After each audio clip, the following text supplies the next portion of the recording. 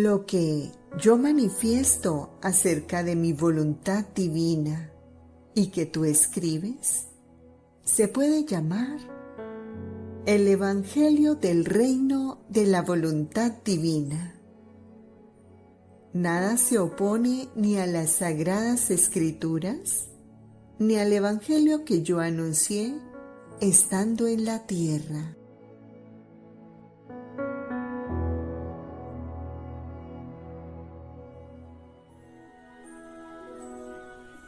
El alma queda concebida en mí. Para quien hace mi voluntad, siempre es Navidad. Renazco en cada acto suyo. Para quien hace mi voluntad, siempre es Navidad. En cuanto el alma entra en mi querer, yo quedo concebido en su acto. Conforme va cumpliendo su acto, yo desarrollo mi vida. Cuando lo termina, yo resurjo y el alma queda concebida en mí. Desarrolla su vida en la mía y resurge en mis mismos actos. Entonces, mira, las fiestas navideñas son para quien una vez al año se prepara, se pone en gracia. Por lo tanto, siente en sí algo de nuevo de mi nacimiento. Pero para quien hace mi voluntad, siempre es Navidad. Renazco en cada acto suyo. Así que, ¿tú quisieras que yo naciera en ti una vez al año? No, no. Para quien hace mi voluntad, mi nacimiento, mi vida, mi muerte y mi resurrección deben ser un acto continuado, nunca interrumpido. De otra manera, ¿cuál sería la diferencia? La desmedida distancia con las otras santidades. Lectura del Santo Evangelio según San Juan. El primer día de la semana, muy de mañana, cuando todavía estaba oscuro, María Magdalena fue al sepulcro y vio removida la piedra del sepulcro. Echó a correr y fue a Simón Pedro y al otro discípulo a quien Jesús amaba.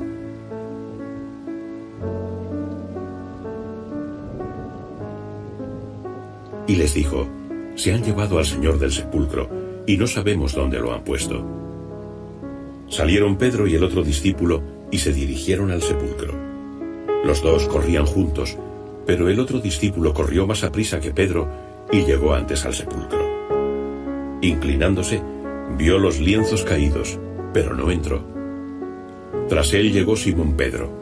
Entró en el sepulcro y vio los lienzos extendidos, y el sudario que había estado sobre su cabeza, no extendido con los lienzos, sino enrollado aparte, en su sitio.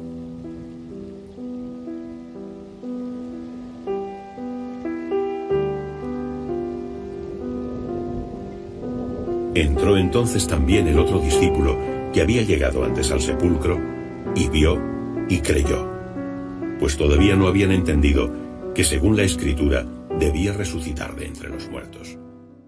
Palabra del Señor. Gloria a ti, Señor Jesús. El Evangelio del Reino de la Voluntad Divina. Con María en el cenáculo del Evangelio. Juan 20, 2. Se han llevado del sepulcro al Señor y no sabemos dónde lo habrán puesto. Si estuvieran dominados por la divina voluntad, jamás habrían huido de su Maestro, sino que valerosos y como triunfadores, no se habrían separado jamás de su lado. Del libro La Reina del Cielo en el Reino de la Divina Voluntad, día 30. Ahora escucha, mi hija querida. Tú debes saber que después de la muerte de mi hijo, me retiré al cenáculo junto con el amado Juan y Magdalena. Pero mi corazón quedaba traspasado porque solo Juan estaba a mi lado y en mi dolor decía: ¿y los otros apóstoles dónde están?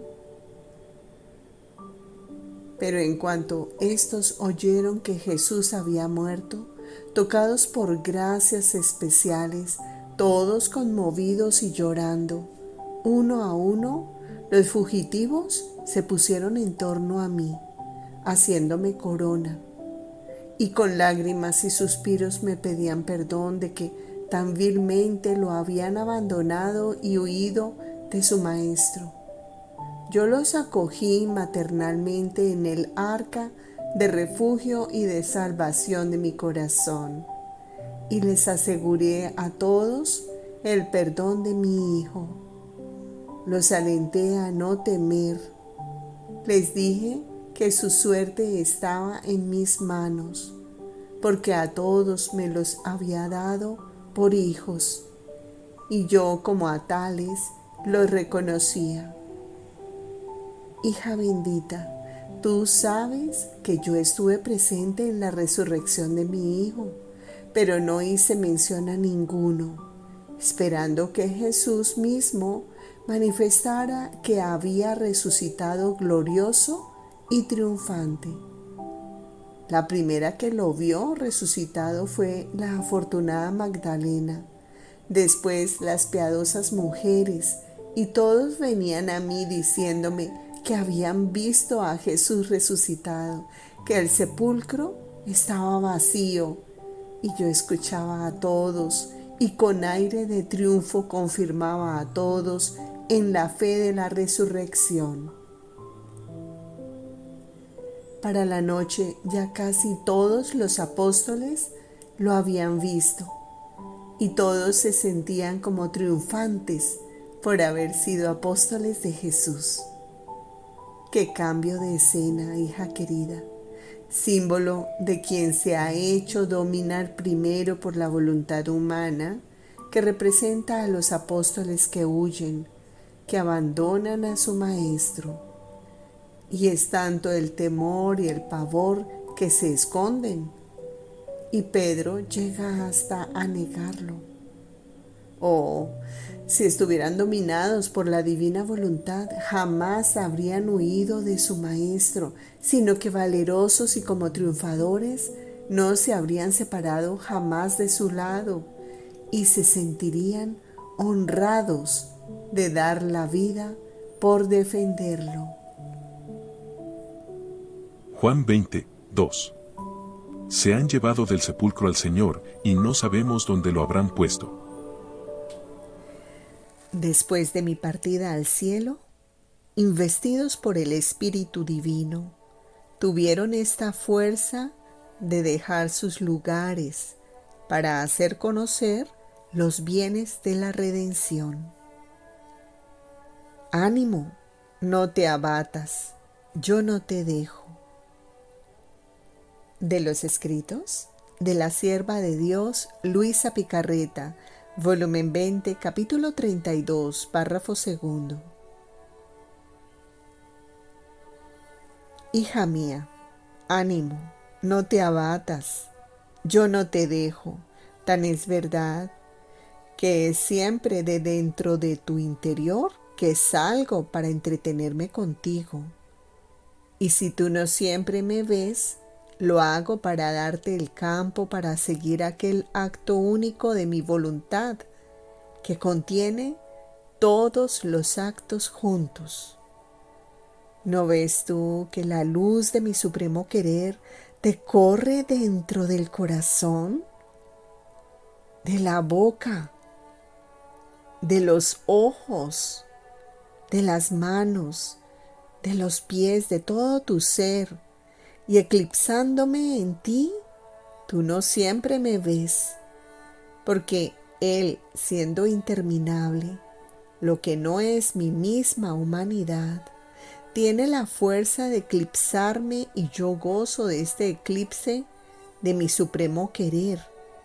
Y desde dentro de ti misma veo tu vuelo, tus actos en el fiat divino. Si yo me hiciera ver siempre, Tú, para entretenerte conmigo y gozar de mi dulce y amable presencia, te ocuparías de mi humanidad.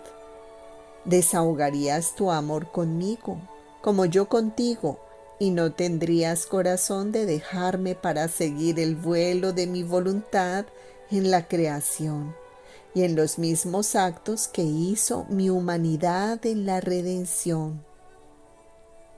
Por eso, para hacerte cumplir la misión a ti confiada, para hacerte más libre, yo estoy en ti como escondido, para seguir tus mismos actos en el eterno fiat.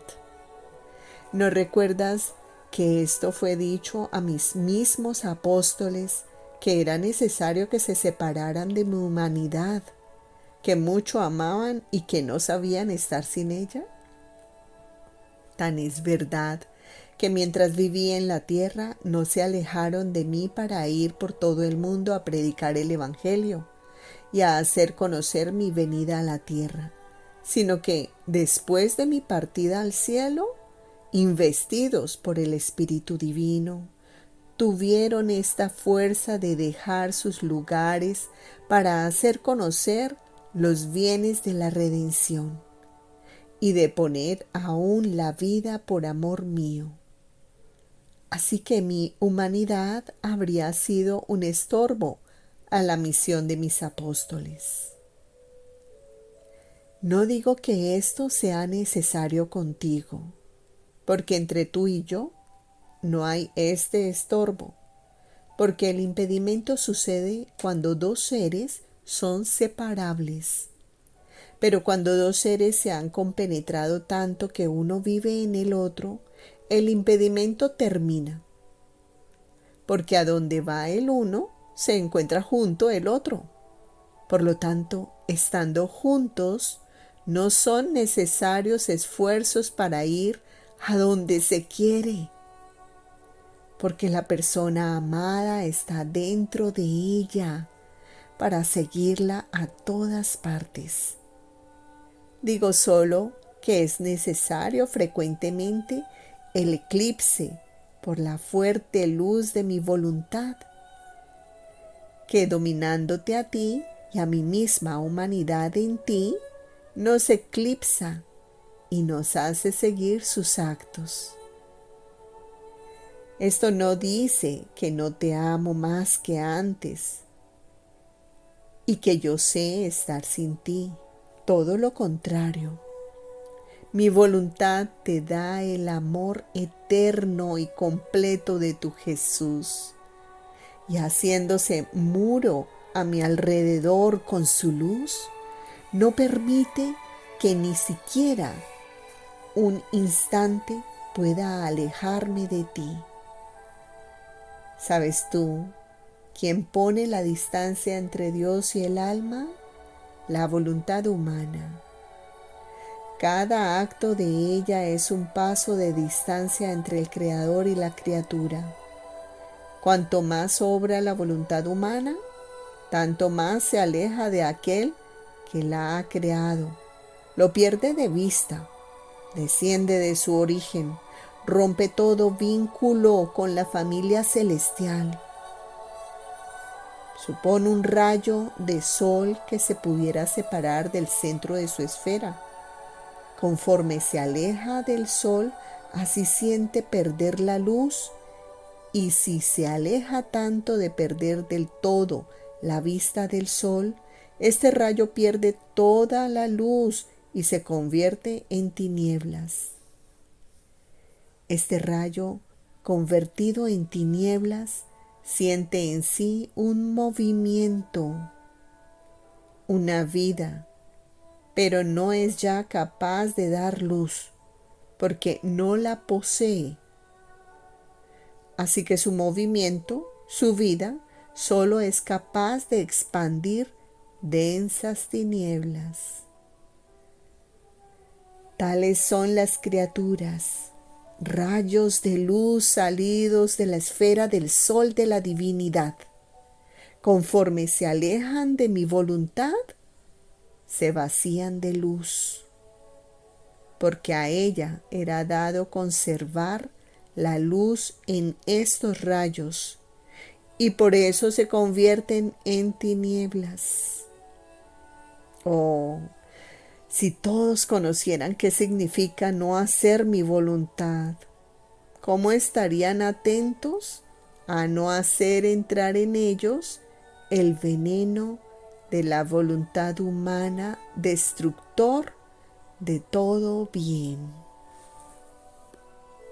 Juan 20, 4. Los dos iban corriendo juntos, pero el otro discípulo corrió más aprisa que Pedro y llegó primero al sepulcro. Los primeros delante de Dios. Quienes viven en la divina voluntad serán los primeros delante de Dios. Pensaba entre mí, si el fiat divino tiene su acto primero, de modo que ningún otro acto puede decir soy acto primero de él, ¿cómo podrán encontrarse ante Dios como acto primero aquellos que vendrán después a vivir en él si ya están los primeros? Y mi divino Jesús ha agregado, hija mía, para quien vive o vivirá en mi querer, todos serán como acto primero delante de Dios, porque Él tiene un acto solo, un acto incesante que parte siempre del primer acto. Y en virtud de este solo e incesante acto, eleva a todos los actos hechos en Él al primer acto suyo. De modo que todos aquellos que vivirán en mi querer se encontrarán en su acto solo, y todos como primero delante a la majestad adorable. Así que en mi voluntad no habrá ni primero ni después, sino todos fundidos juntos en un solo acto. ¡Qué honor! ¡Qué gloria! Que la criatura puede tener un lugar en este acto solo de la voluntad de su Creador, del cual, como fuente, brotan todos los bienes, todas las felicidades posibles e imaginables. Juan 20, 6. En eso llegó también Simón Pedro, que lo venía siguiendo, y entró en el sepulcro. Imperturbable, pacífica. Quien hace la divina voluntad entra en el orden divino. ¿Cómo en la divinidad no pueden entrar las penas? Ejemplo del sol. Hija mía, quien vive en mi voluntad entra en el orden divino, y así como nuestra divinidad es incapaz de dolor, ninguna cosa, aun mínima, puede ensombrecer mínimamente nuestra perenne e infinita felicidad. Y por cuanto las criaturas nos ofendan, el dolor, las ofensas, quedan fuera de nosotros, jamás dentro. Y si el dolor pudiese entrar en nosotros, súbitamente perdería la naturaleza del dolor y se convertiría en felicidad. Así, para quien vive en mi voluntad, el dolor no puede entrar en su alma. Y mucho más, pues sintiendo en ella la luz, la fuerza, la felicidad de la naturaleza de mi voluntad divina, se siente ya en posesión de aquel Jesús del que le parece estar privada. ¿Cómo puede dolerse si ya lo posee? Por eso el dolor queda fuera del alma, esto es, en la naturaleza humana. Y mientras siente todo el desahogo de mi privación y el peso de un dolor infinito, ¿cuál es el de mi privación? El alma, por estar investida por el fiat divino, parece que no puede dolerse. Por eso siente dolor sin dolor, pena sin pena, porque el dolor, las penas, no pueden entrar en el sagrario de mi voluntad y están obligadas a quedar fuera. Y el alma las siente, las ve, las toca, pero no entran a su centro. Y si esto fuera, mi voluntad perdería su naturaleza feliz en ti, lo que no puede ser. Sucede como le sucede al sol, que es incapaz de tinieblas.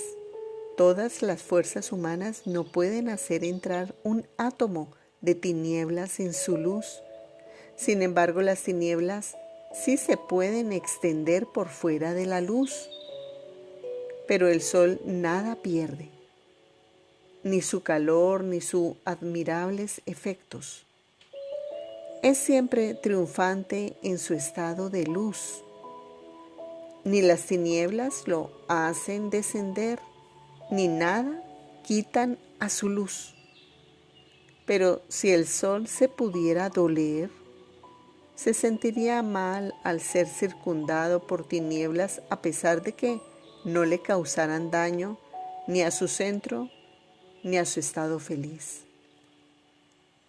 Sin embargo, esto es un dolor que sobrepasa todos los otros dolores, porque es dolor de orden divino.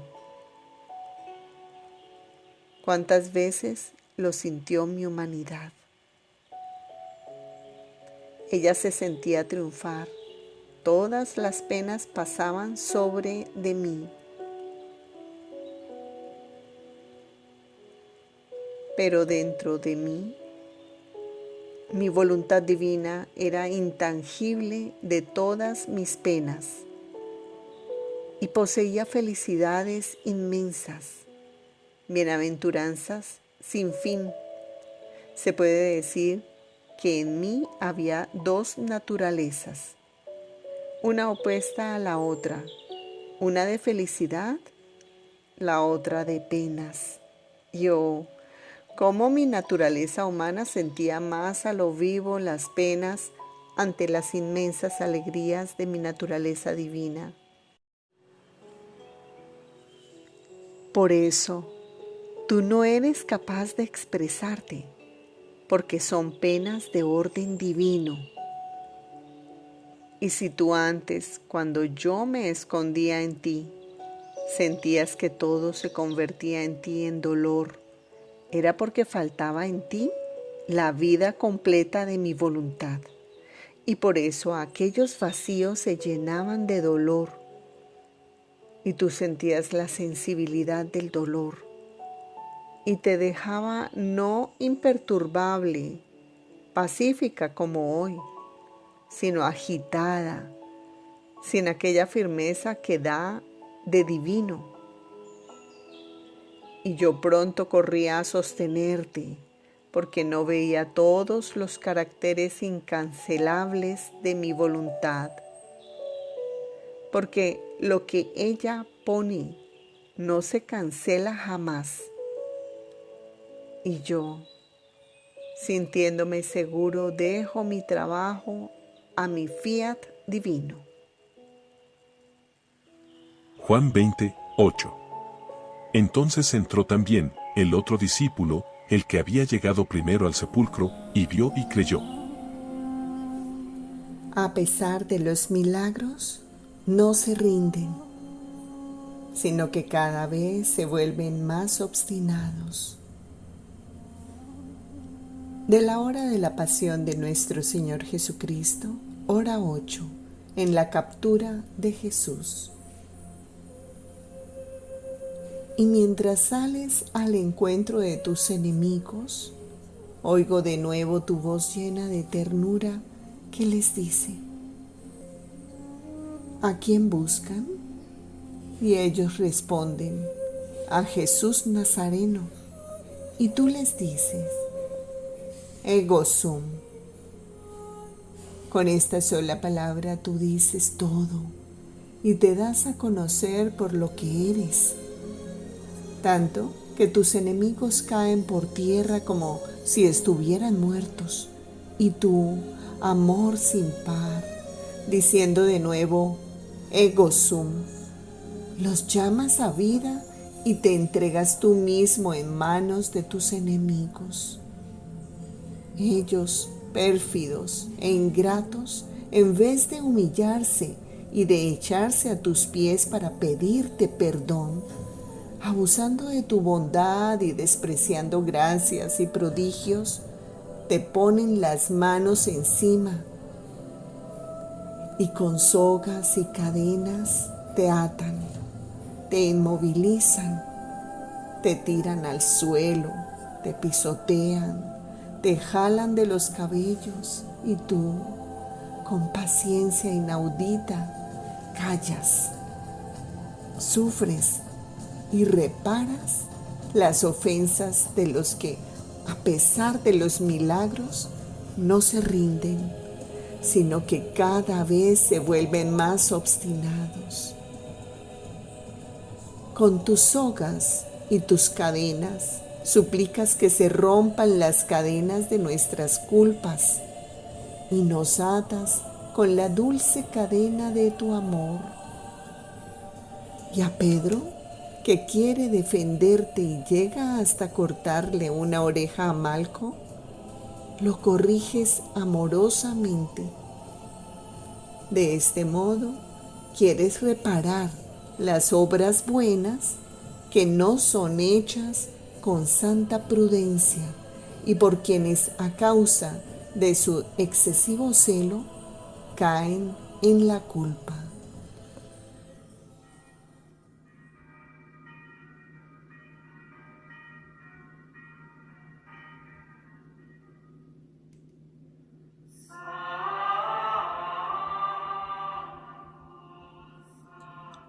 Oh corazón misericordioso de mi Jesús, que para la salvación y la santificación de tantas almas te has dignado a conservar durante tantos años en la tierra a tu humilde sierva, Luisa, tu pequeña hija de la divina voluntad. Escucha mi plegaria, que ella sea glorificada enseguida por tu santa iglesia, y por su intercesión concédeme la gracia que humildemente te pido. Se realiza un Padre Nuestro, un Ave María y un Gloria.